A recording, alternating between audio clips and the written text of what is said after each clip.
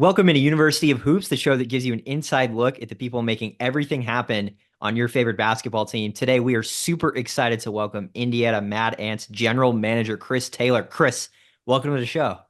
Thank you so much for having me. I'm excited. Yeah, absolutely. And I just got to start out by saying I'm a born and raised LA Dodger fan. We just won the World Series. I love your name, man. You got the name of a multi-time world champ over there. I love to see it. I'm jealous of his rings. That's big time. Yeah, congrats to you and all your fellow Dodger fan. That's it's huge. Hey, enough about SoCal, enough about LA, enough about the Dodgers. On here to talk about yourself and your journey to getting to become a GM in the NBA G League, which is a position a lot of people out there would love to do one day. And I know you've had a lot of different experience around the league and working your way up to that position. But I just want to start before we get into any of that, just by talking about with the season coming up. I know you guys just had media day, your first game coming up. What does it look like right now as a GM at the G League level? Because I think at the NBA level, those GMs and the whole front office and obviously the players and the coaches, they do so much front facing stuff with the media that it feels like on every show, anything the GM says is being analyzed and whatever. But at the G League level, I feel like people may not know as much what that is like. So can you just walk people through what that process is like right now?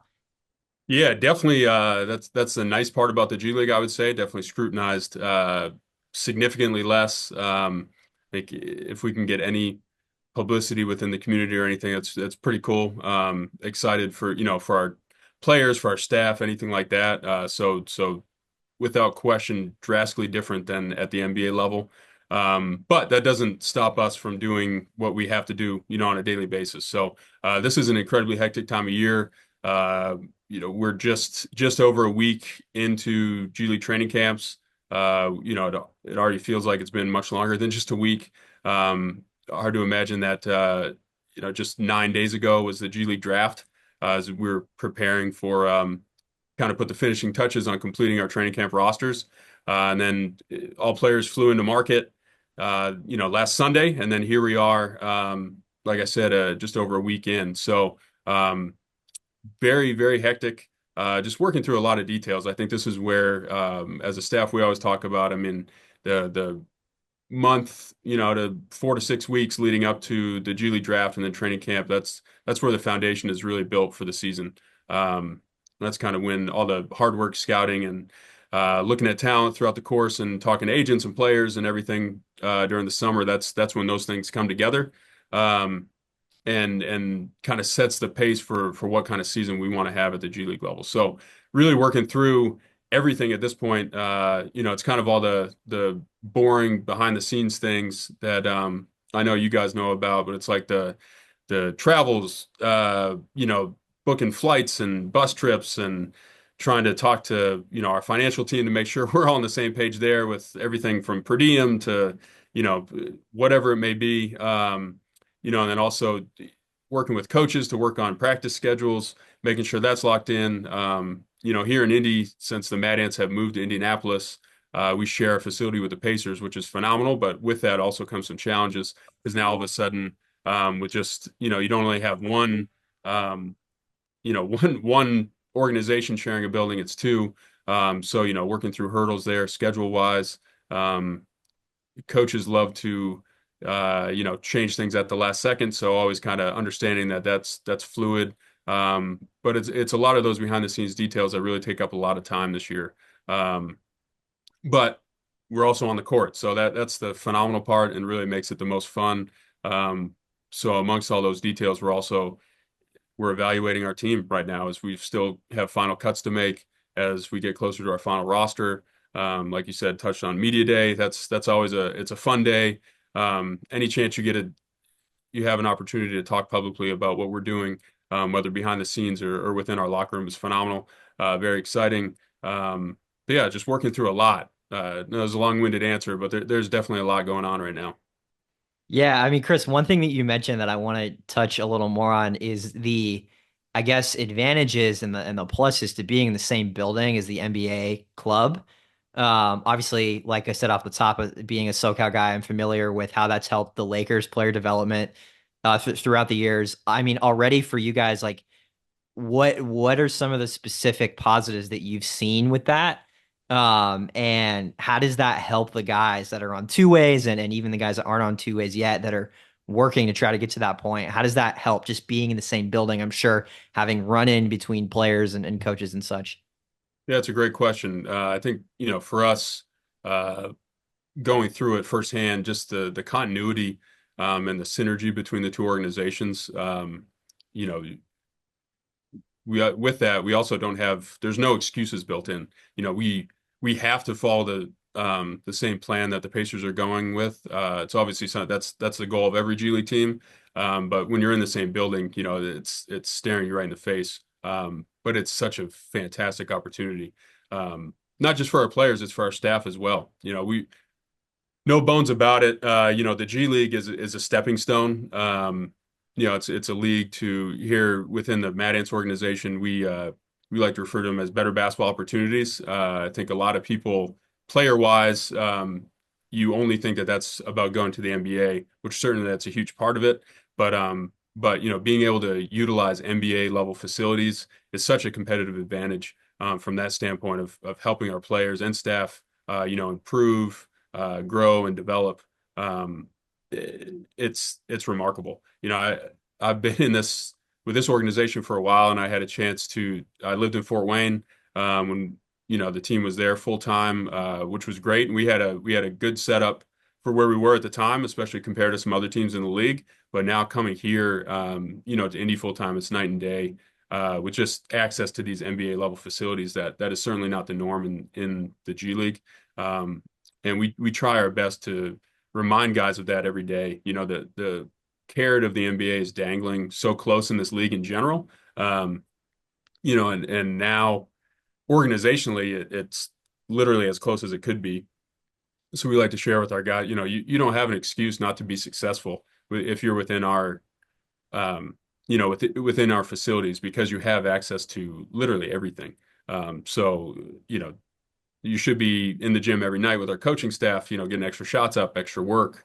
You should know the terminology that the Pacers and Mad Ants use, on the court with our development staff and everything like that. And from the front office side, it's great too. We have a chance to interact with the Pacers brass, on a daily basis. Communication is huge. It's definitely a lot easier to communicate when you're in the same building. Some of those kind of blatantly obvious things, but yeah, it's collectively so much better and such a phenomenal opportunity for everybody. And I'll continue to say that for this while we're chatting. It's not just players, it's staff too. Chris, being in the same building when the season is rolling and is in full bore, are you like as a GM at the G League level, do you travel a lot? Do you kind of stay in the building? How does that how does that work out? Yeah, it's definitely hectic. I travel with our Mad Ants team pretty much on every road trip. Yeah, and that's for me. It's an opportunity to kind of keep tabs on what the feel like is with our team. Just kind of observe and get a chance to know these guys better. Um, but at the same time, it gives me a chance to scout in person all of our opponents, which is huge for intel. And when you're talking to other staff on the road, that information is what makes this league, both leagues, the G League and NBA. It's what makes it tick. That's where you build those relationships and continue to strengthen those relationships with all of a sudden, my counterparts. They're not just counterparts. They become friends, which is great. And we're keeping in touch on everything and sharing information, and it's fun. I love the travel component, and then on top of that, also traveling, scouting. Not just with our team, but also hitting other G League and NBA cities to scout too. So it gets busy on the road a ton, but that's kind of that for me. That's a fun part of the job. You mentioned relationships, and I'm curious from what you've seen in your time around the league, how important is it for the NBA level organization or club rather to have that good relationship with the G League affiliate, because under the new CBA at the NBA level, with the way that rosters have to be constructed now, especially in order to build out a perennial playoff team and a contender, you got to hit not only on your like your first round draft picks, but you got to develop guys in the G League, and it's something that every NBA GM, if you listen to their press conferences, and I know our viewers and listeners will know that they're always talking about that. It's not just like, okay, what blockbuster trade are they going to look to make, or which free agent are they going to sign? It's like these days, it's more about like how can we develop those guys. So what's your outlook on that and how that synergy has evolved, over the years, especially under this new CBA at the NBA level? Yeah, the relationship between the NBA club and the G League club, it's imperative, that that relationship has to be, one for one, everyone on the same page. And again, that's why communication is so critical, I think, to success and on the development component, um, building a culture, uh, it's huge. Building a solid culture in the G League is not an easy thing because there's just a revolving door, by nature, revolving door of players. Like I said earlier, it's a stepping stone league. So, that's a different thing when when you're sitting in a locker room, you're looking around at all the players and all the staff, knowing that it's not the end goal. Everyone wants to use what we're doing here in the G to take that next step. For us, we try to push we understand that the ultimate goal is to kind of get to that next step. So don't be satisfied with being where you are, but you definitely have to be appreciative, right? I mean, I think there's a tremendous learning opportunity here in the G. So that's something that we want everyone to be cognizant of, while also, staying hungry to try to take that next step. So it creates such a unique kind of ecosystem to create that culture. So you understand it's not going to be identical to the NBA locker room. Just by nature, it can't be. You're signing players at the NBA level to multi-year contracts and know you're going to be able to build around guys. Where at the G League level, if you're successful, you're going to have a player for a very short period of time before they get plucked, for that better opportunity. So it's just kind of you have to work on these foundational ideas that can survive without the consistency of the roster. So that's something that we're very very aware of, and I think focus on well here, and communicate well with the Pacers. Like I said, we certainly echo all the same things that the Pacers do. Like I said earlier, you share the terminology, kind of some of the schemes, on both ends of the court, are the same because ultimately, whether it's a two-way or if a guy has an opportunity to get a call up, um, you don't want that to be the reason of why they're not successful. If they already have, kind of if there's that transition period, you just want it to be seamless. So it's huge. And the same goes for the staff. If our coaching staff or anyone on our ops side are in a meeting with the respective departments with the Pacers, and we're kind of looking like a deer in headlights when we're having these meetings when they're throwing out words and phrases or their schemes.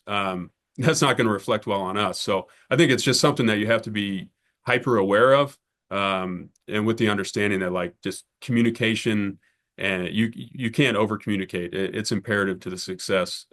Certainly trying to echo the cultural values and just kind of everything across the board has to be the same. You touched a lot on culture there, and I'm just interested because at the NBA level, it's like, heat culture or whatever, or the culture that the Pacers have established as a really young, exciting, now perennial playoff team.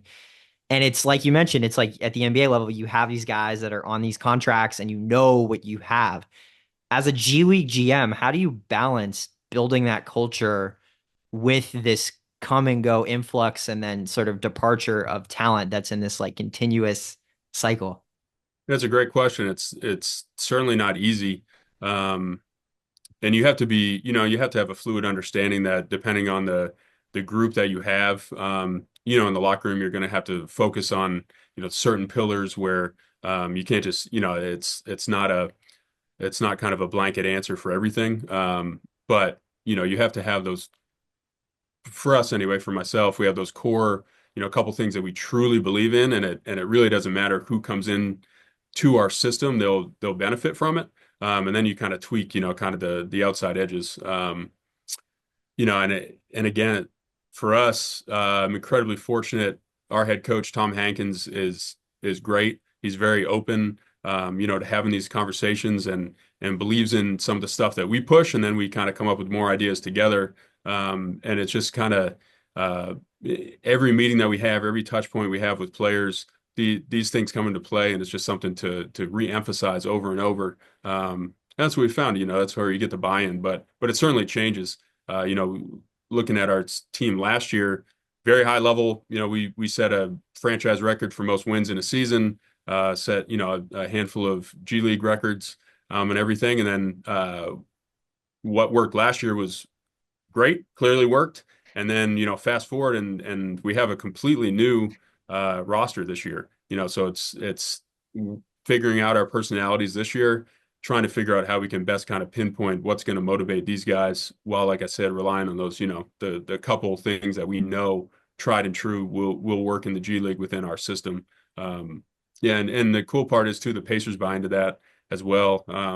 Something we can talk about later. Embrace the grind. That's what we really push here within our organization. But it's cool you're walking around every day. It's kind of become a normal it's a phrase in everybody's vocabulary, regardless if you're with the G League team or upstairs with the NBA. Because you mentioned the roster, Chris, one last thing I want to ask you before we jump into your journey specifically is Jahlil Okafor. He's a guy I remember, it feels like just yesterday he was in high school in Chicago, just destroying everything in front of him. Of course, goes to one of the big blue bloods of college basketball, is a high draft pick, has had quite the journey in professional basketball since then. What's it like having him in the building? And just what's your perspective on bringing him in and looking at where he is now and what he wants to accomplish going forward? Yeah, Jalil's incredible. Everything I'd heard about him, before coming into our system this year, it was nothing but positive things across the board. Unfortunately, before this year, I did not have a chance to work with him firsthand. It was all just kind of secondhand intel and stories, and he's exceeded all those. Incredibly high level individual. Just some of those things that you talked about his basketball resume. I mean, he's got one of the most impressive basketball resumes, there is. So for a guy of that level to buy in to the G League system and understand that, it's a incredibly viable way to get back to his goals, while playing at an incredibly high level. It's huge and a testament to the strides that the league's made itself.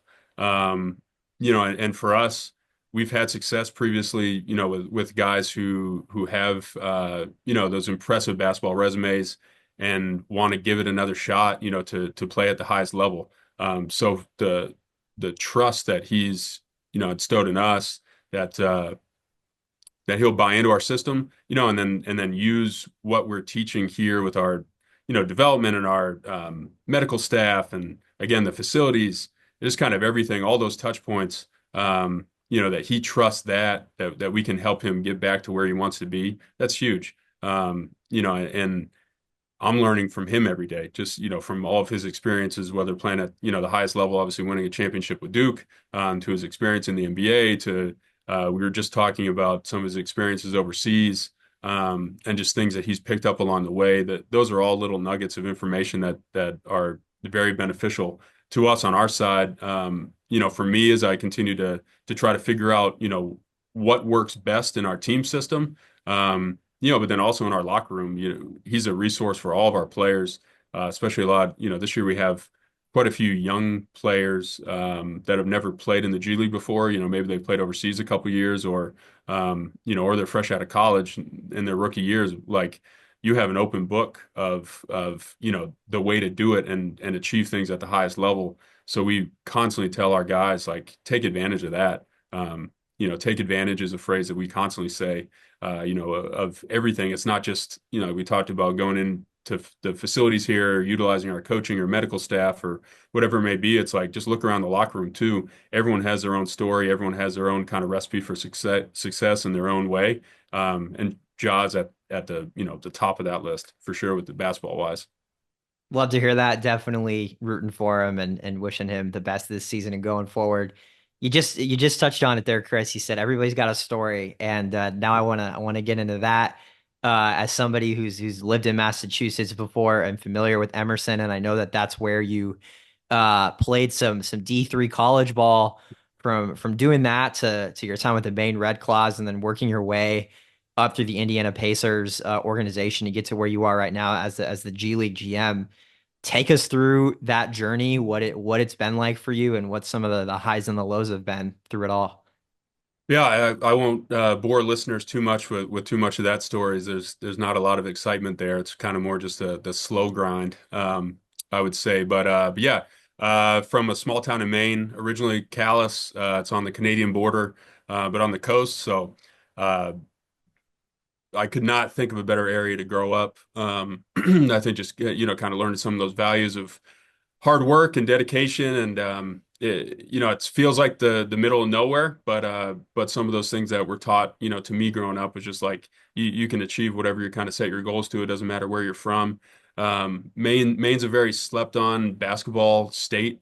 Obviously the population isn't that big, but um, just, ironically being here in Indiana, where basketball is worshipped, it's very similar to how I grew up in Maine, which is pretty cool.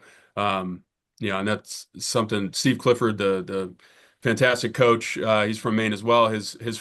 Ironically, his first coaching job out of college was at my rival high school, a little school. A few hundred kids enrollment, pretty cool. But he's got a great quote where it's just like everyone's from somewhere. It's just something that I always think of in the back of my mind. You don't have to be from a big city where, grew up going to every NBA game or whatever the case may be. Like everyone kind of has their story. So, yeah, I grew up there. For as long as I can remember, my goal was, I love basketball. And I just was trying to figure out any way that I could possibly, work in basketball professionally. Um, just kind of make that dream a reality. I think, so for me, had a chance to play at Emerson. Um, Coach Hank Smith, I didn't play for him as long as I would have liked. But I think, when you're a young kid, you're trying to figure everything out while you're in college and everything. But what a tremendous experience. I learned so much from Coach Smith.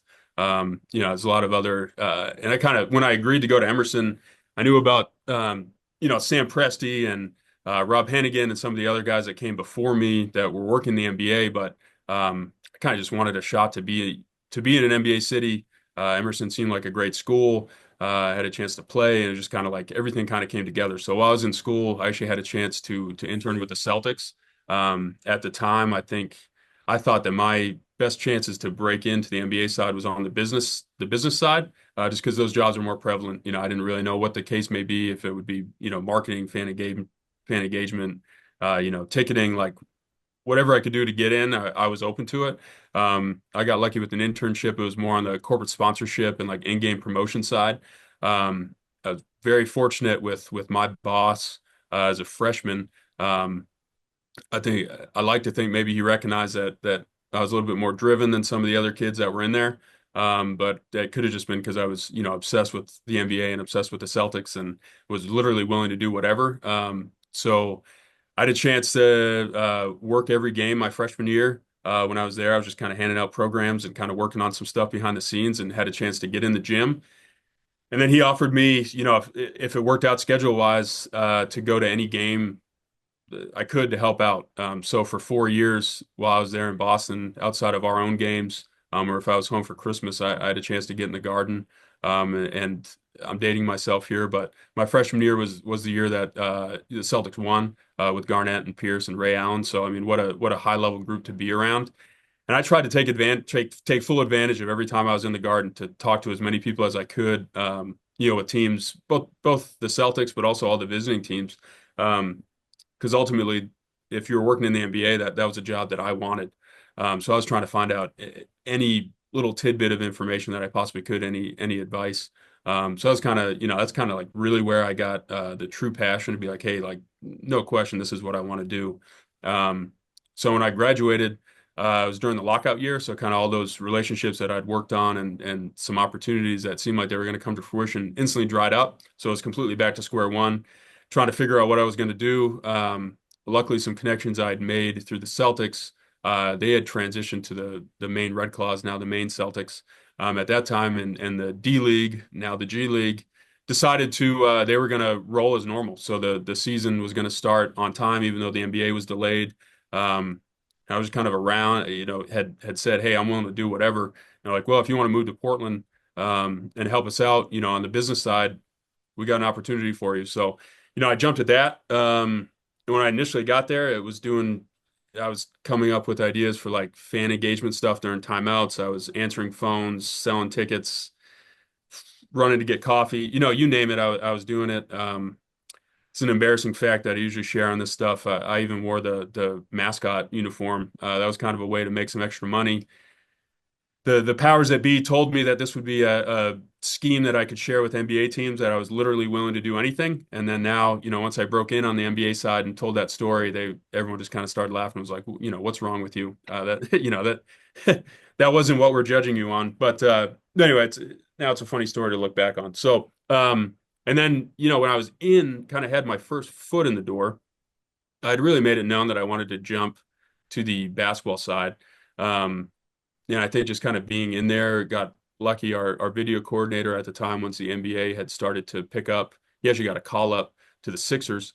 So there was an open void on the basketball side, and again, I just kind of said, "Hey, I'm willing to do anything." So I had a chance to be around the basketball side a little bit more, and again, that's really what got kind of lit that fire inside. It was like, I do want to work in the NBA, but I have no interest on the business side, like strictly basketball, scouting, roster management, trying to figure out the chemistry in the locker room, working with the coaches on, to build a system to plug players into. Anyway, then throughout the course of that season, had kind of re-engaged some of those NBA connections that I'd made in college. And I think they could tell that I grew some during that season with those opportunities. And that led to I was offered a basketball operations internship in the summer of 2012 with the Pacers, mainly focused on the draft, free agency, summer league, and some of the behind the scenes details. And I got lucky at the end of that, was offered a full-time job. It's kind of like at that time, a dream come true. It was basketball operations. I was doing a lot of the kind of not so glamorous stuff behind the scenes, but I was around the gym every day, around the team, doing everything kind of behind the curtain, and it was fantastic. So I had a chance to do that for 5 years. Then the team purchased the Mad Ants and got offered, to make that transition to Dobo and kind of streamline from an operational standpoint. Did that for a couple years. Got offered the assistant GM job, which was great. Did that for a year, and then now going into my fourth year here as GM. So again, an incredibly long-winded answer, but I think it just kind of shows the meandering path sometimes, that you have to do just to try to achieve those goals. Just kind of keep your eye on the prize, and you never really know where it's going to lead, and you got to do a lot of low-level jobs that ultimately make the organization tick, but it's all part of it. Chris, that's awesome stuff. And even if they didn't tell you and they said and they laughed at you and whatever, that's some dedication right there, man. That's getting in the Red Claw costume. Thank you for giving us that little nugget. I appreciate that. And whether it's that or it's getting coffee or whatever else that you have to do, I think from doing this show where you'll be our 31st episode and from coaches and front office execs like yourself. I think that's the most common thing I found from people that work on the basketball side. It just sounds like there are those moments where you have to decide if you really want to do it. So definitely a lot of respect for hanging in there, even when you were inside that costume and look at what happened now. You want to that's the message. You want to be a GM, kids, like get in the mascot costume and there you go. It'll work itself out. Um, but yeah, but all jokes aside there. Um, you spent now over a decade around the NBA and the G League, and I'm curious, like, what are some of your favorite memories or moments that you can think back to that really highlight what the best parts of the G League are about, whether it was seeing a guy get called up or anything personally in your career that you had seen with other executives or coaches, or just what are some of those favorite moments and memories that you think back on through your time so far? Man, that's a really good question, and I know I'm definitely spoiled to have had this many years under my belt with the same organization. I've been able to build lifelong friendships. Guys that stood up there. As my groomsmen during my wedding. Are people that I've worked with here within the Pacers for years, and it's not just friends; that they've really become family. So, tons of memories over the course. I think, team specific. Growing up in New England, like I said, I grew up a Celtics fan, and certainly my family diehard Celtics fans. My dad went to college in Boston, in the 80s during the glory days. So just growing up, he took me to a game. He wanted me to see Larry play live once at the old Garden. So I think I was two, maybe three. He just like wanted to get me in there. So when I first was hired here, Larry was our president of basketball ops. So definitely the first time I still remember that my interaction with Larry for the first time, or the first time he called me by name. That it's always kind of something that sticks with you, which is pretty cool. That on the personal side, and then on the team side, yeah, I think yes, all of our guys. It's definitely tough to kind of pinpoint a couple who have kind of made those steps to get call ups, but guys like Edmund Sumner, who was part of our first batch of two ways. To see him put in the work and develop, and then garner that a long-term NBA contract. The first one that he signed, that was really cool. Guys like O'Shea Brissett, we had taken in the second round of the G League draft, the bubble year. And he exceeded all expectations. Really came in and bought into the system, and put the necessary work in. And then to see him and then garner contracts and won a championship with the Celtics last year. I mean that's a success story. But really, all of our other guys, I'll go back. As cliche as it is, the better basketball opportunities ideal, um, where guys are in fantastic positions internationally. Whether it's a great league or they're just financially, in a really good setup. That list is long, but all those guys it's special to be around them. Even our staff, guys that have worked with us that I've had a chance to work with every day. Like I said, they've become family. You're on the road so much, share everything. And, for those guys to go on and get NBA jobs, that's great too. Um, it's pretty neat. Yeah, there's a lot to choose from, but I would say those are some of the highlights. That's some pretty cool stuff, Chris. Appreciate that. I mean, in terms of just again being around for over a decade and um being mostly of course, after your playing days, like whether it was a Celtics internship all the way up to now being around the NBA, which is such a cool story and cool I think path for young folks out there watching this that want to end up where you are one day. I'm curious though, along that journey, who have some of those big mentors been for you? The thing that I always, when I hear stories like yours of people that get to the NBA and then just are able to just work their way up, is like I just think about how intimidated I would be as a young gun in these organizations when you just don't know things because you just haven't experienced it yet. And like you get to the Pacers and Larry Bird is literally like calling the shots for the pace. Like that's as a kid who grew up in New England, that has to, I mean, like you said, that's just like jaw-dropping stuff. So who are some of those mentors that you've had through the years that helped you figure things out when you were starting and that help you now all the way up to now as a GM?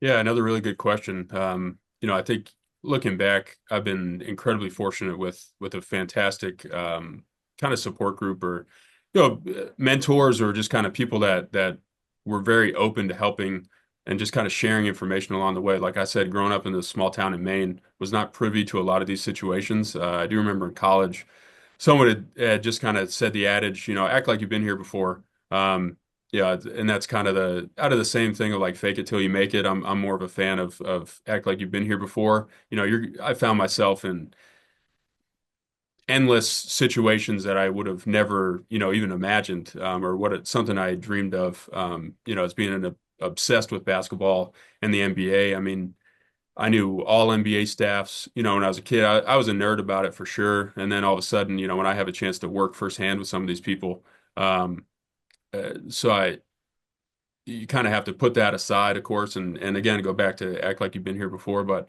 I was never afraid to ask questions, and I think with that, um, hopefully teetering on the side of not being annoying versus going over the line of being annoying with the amount of questions that I would ask. But I think through that, I was able to form some really good bonds and relationships with people who ultimately became mentors. I'll go back to college Coach Smith. I mean, he was transformative for me, especially in those years of just instilling that belief that like no matter what we wanted to do, whether it was NBA based or really anything, whatever we focused on, like of course it's going to happen. Like that's how coach would, kind of make us all think. Like if you wanted to be president, he was like, well, yeah, of course it's going to happen because you want to do it. Like then you just have to follow the necessary path, kind of lock in and do that. So, at those times, and then some of the guys that gave me my first shot with the Red Claws back in the day, Seth Truman and Cam Twiss. They're both still involved in sports. Cam moved on. He became the GM of the Greensboro Swarm, and now he's a scout with the Hornets. Seth now works for the Boston Red Sox. He's a diehard Boston guy, but I even think back to the stuff that those guys were letting me do at that level when I was really just an intern. Yeah, they just opened my eyes and gave me a lot of responsibilities that maybe I don't know, maybe they did for everybody. And I like to think maybe I just took advantage of it. But that was great. And then once I got here to Indy, people like Peter Dinwiddie, who's now with Philly, Sonia Kludinger, who's still here with the Pacers, Ryan Carr. I mean, those were some of the names that I reported to, and they just threw so much at me and were, very open to helping me learn. Um, were giving me a lot of responsibilities, understood that, I wouldn't know it all right off the bat. But again, they were very open to these questions. And then as I continued to climb, Brian Levy, who was I worked under him as he was a Mad Ants GM for years, and he's phenomenal. He's one of the smartest guys that I know. Hopefully he doesn't see this so that he won't hear me say that because I'll never hear the end of it. But the stuff that, he also just kind of empowered me to continue to grow, and just kind of see this path to success. So those are some of the names for sure that stick out. But I mean, it's been so many. Coach Dan Burke is a legendary NBA coach. Was with the Pacers for over 20 years as an assistant. Like went through so many different coaching staffs, and he bounced around the league for a little bit. But I mean, just guys like that were open to talking to this young kid that like I never wanted to be a coach, but I just had questions about culture and like how, what's the team dynamic in a locker room? What's some of the things that he, always found successful, and like guys like that they were just so open to sharing. I just felt I had to be a sponge at all times. Yeah, that list is long, but it's pretty special, and I'm very appreciative of it. That's awesome, and you dished out a fair amount of little nuggets and little pieces of advice that you have been given there, and I want to expound on that now, and just ask you to the people watching and listening, what would your best piece of advice be to somebody who's looking to get into all of this? Yeah, kind of go back to what I said before. Don't be afraid to ask questions. I think I'm asked quite frequently, if you could give yourself some advice early on. Ask questions. I can specifically think of a few, kind of early jobs that I was given, um, and I wasn't trying to be annoying, so I just kind of wanted to put my head down and try to get it done myself without ever being in these situations before. So just like it's tough to do that. And then so I turned the project in, and my boss at the time was just like, what is this? This is not at all what I wanted. I was like, well, man, guess I should have asked. And he said, yeah, you should have asked. It would have saved yourself time, and then you wouldn't have had to, go back and redo it.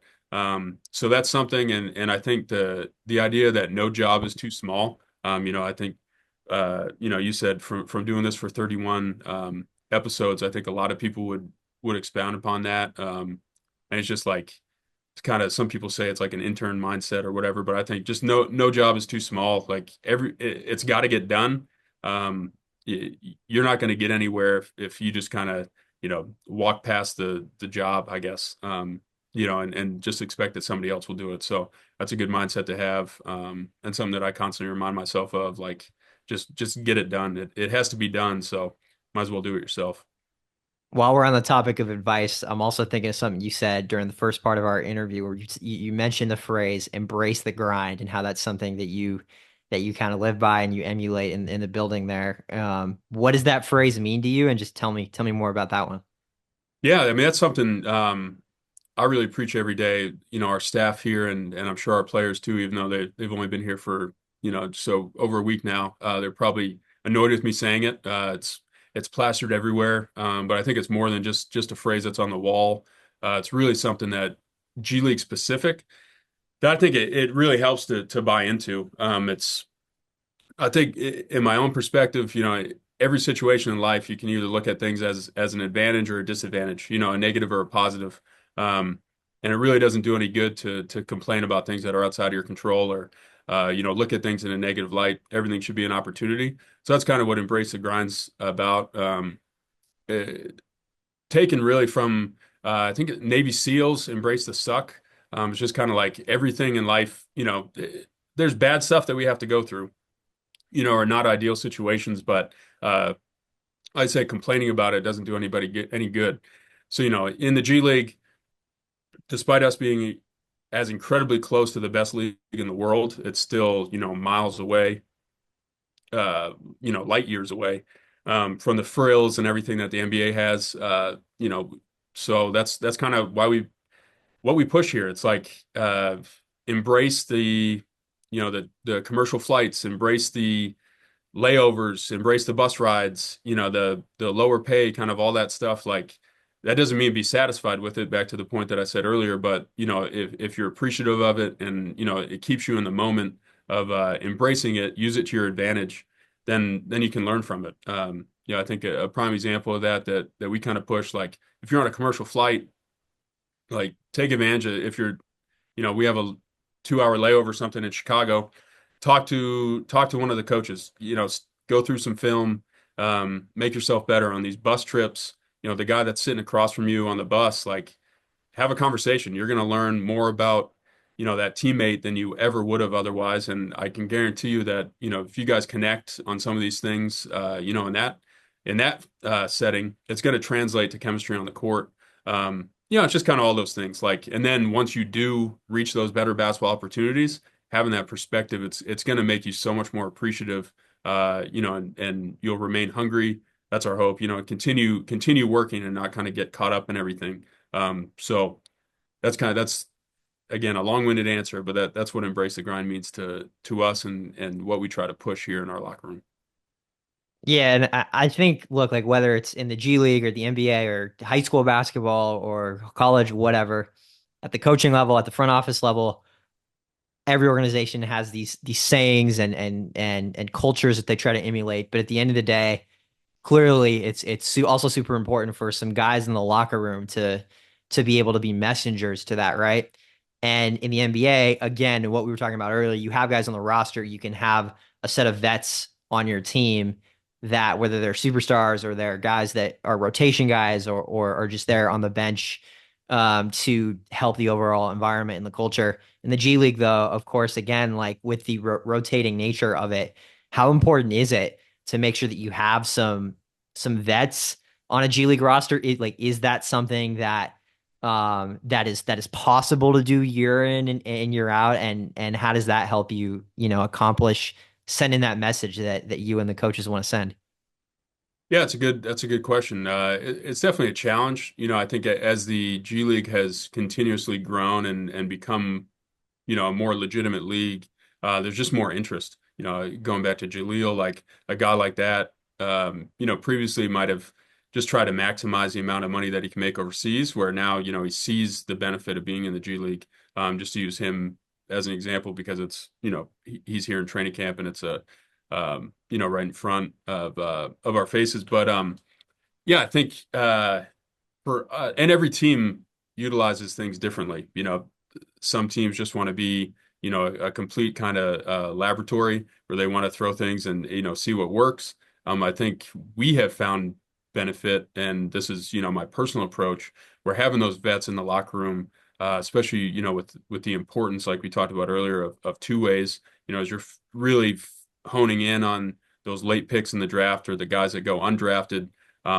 if you truly believe in their potential, of being a two-way player, then like outside of what we can do culturally as a staff, like the how do those players positively impact too? So I think, yeah, that's why finding some vets is crucial. Yeah, I mean, looking back at just in the years that I've been GM, um, we've had some incredibly high level vets just in recent memory. Justin Anderson, Gabe York, David Stockton, Alfred Payton, Jordan Bell. A pretty star-studded list there with a wealth of experience and a wealth of knowledge that they're still playing at the highest level and still, again, focusing on those better basketball opportunities, trying to get back to the NBA or some major leagues internationally.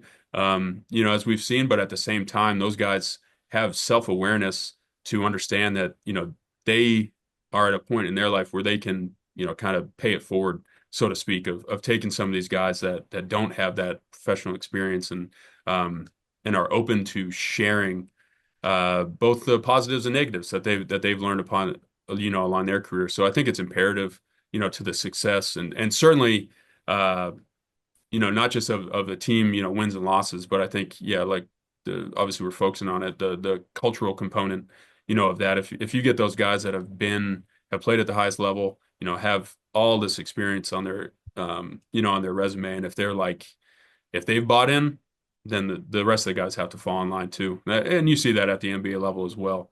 Um, there's a reason why, the 15, 16-year vets, are still on rosters because they bring so much more than just getting up and down on the court. Extensions of the coaching staff, extensions of the culture. It's imperative. One of the last things I want to ask you, Chris, is what is your why behind what you do?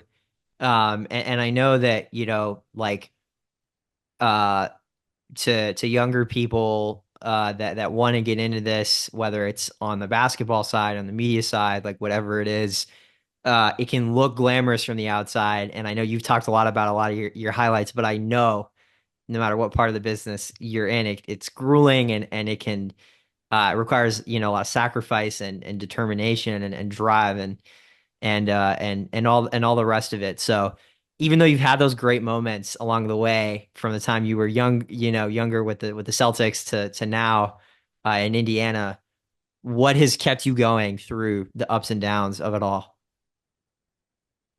Man, that's a question. Yeah, I mean, certainly sacrificing is huge. As a result of this, I think, there's a reason why so many people want to work in sports. It's obviously fun, fast-paced. You get to live and die by the wins and losses. And there's the cool factor for sure. Um, and so many people just love sports, but then there is the negative. I've missed countless friends' weddings, holidays with family, especially not being able to live close to home, um, you know, family vacations, whatever it may be. Work comes first. So yeah, I think my why, I like to think I'm pretty intrinsically motivated. I hold myself to a fairly high standard in my own mind, but I just know I've got goals. Um, that I want to continue to climb that ladder, regardless of how slow it may be at times, but things that I want to accomplish, and just kind of make myself proud. But then, I think at the same time, I think that comes from just a passionate place. Like I love basketball. Like I eat, sleep, dream, whatever. Basketball's just kind of everything. And it's been that way for as long as I can remember. My dad certainly instilled that love in the game for me. Unfortunately, I lost him last spring, so I think, now it's kind of like all those things that I do, like I know that he would be incredibly proud. So that's certainly, that's transition there, too, and making your family proud. Like your family has to be a part of that journey, and they have to buy in too, because like I said, you're sacrificing so much time and you're missing all these things. Where if I was, I don't know, something that I didn't find as glamorous, or didn't really ignite that fire within me, and I was dedicating all this time to, I think everyone would look at me like I was crazy. But when I, talk about how passionate I am about the sport, and everything that you go through, throughout the trials and tribulations, I think everyone's like, geez, I get it. You you love this. There's nothing else. So we understand why you're, kind of the work-life balance might sway more towards the work side. But honestly, as cliche as it sounds, working in this league, working in this game, sure, there's some downside, but at the end of the day, it does not feel like work. And incredibly fortunate, I think, and at the same time, that's what drives me too. Chris, Alex Bowman is somebody who I know you're familiar with and who is a Hoops U alumni. He's a prior guest. He called in and he wanted to make sure he told us, he's like, you gotta promise me you're gonna ask Chris this question. So I gotta ask you, Chris, on behalf of Alex Bowman, do you have the best beard in the G League? As soon as I heard his name, I knew what the question was going to be. Well, right now for media day, it's a little cleaned up. Usually, it's a little bit longer than this. I've gotten my fair share of compliments. I hate to admit it, there's more gray in this beard than there used to be. But I know Turbo's incredibly jealous and envious of the beard, so that alone makes me proud. Yeah, absolutely. Well, we're gonna have to make sure that Alex watches this whole interview, and we're gonna know if he doesn't, and you can give him crap if he doesn't, because then he won't know that this happened. So expect him to say something to you because we're counting on you to watch this, Alex, because we did that for you. Anyways, Chris, one more thing I want to ask you just before you get out of here, like anything else that you want to add that I maybe didn't get to, or that you want to share with the people? Well, just in relation to that last question, I know that Alex will watch this because that dude's dedicated and literally trying to learn anything about hoops at all times. So he's definitely going to tune into this podcast. He's going to tune into every podcast basketball related I can imagine. So appreciate all the hard work that you continue to do, Turbo, and excited about what you're going to do this season. But yeah, outside of that, I just want to say thank you. Incredibly appreciative. Um, uh, Fortunate to even just be able to kind of talk about hoops and obviously my kind of unique journey to me on a platform like this. And I love just talking hoops anytime, anywhere. So this has been great. And for all those listeners out there, hope you enjoyed it. Picked up some little nugget if you're trying to break into the business. It's well worth it. And you just gotta trust in the ultimate goal. And I know that you can do it. Absolutely, Chris. Thank you so much. That is Chris Taylor, GM of the Indiana Mad Ants. Really appreciate the time, Chris, and we really also appreciate you guys out there for watching and listening to University of Hoops every week. We're trying to give you as good of content, as good of interviews as we can, with clips. Also following on our social media channels. So make sure you're following us everywhere you can at UNIV Hoops. That's at UNIV Hoops. I'm Blake Atwell. Thanks again so much for joining, and we will see you with another interview next week.